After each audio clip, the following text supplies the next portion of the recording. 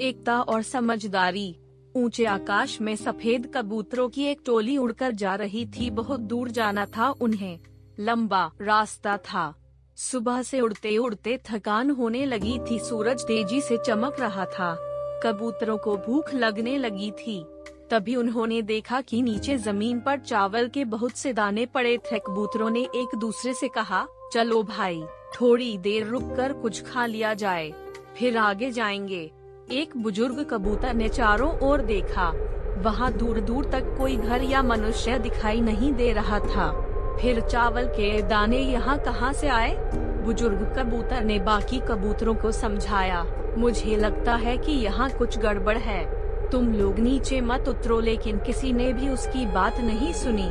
सभी कबूतर तेजी से उतरे, दाना चुगने लगे। इतने बढ़िया दाने बहुत दिनों के बाद खाने को मिले थे। वे बहुत खुश थे। जब सभी ने भरपेट खा लिया तो बोले, चलो भाई, अब आगे चला जाए।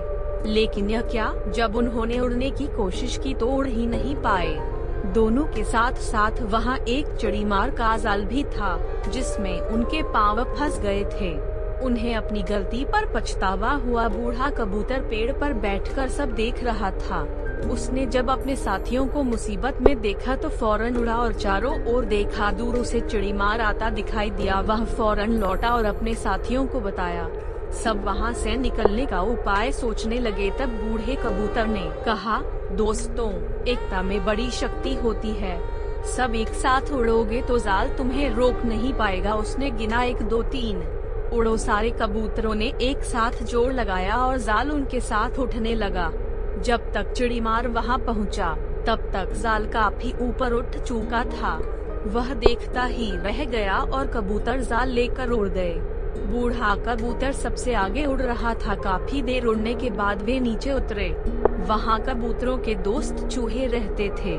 चूहों ने अपने तेज दांतों से जाल काट दिया। इस तरह बूढ़े कबूतर की समझदारी और साथ मिलकर काम करने से सभी कबूतर बच गए।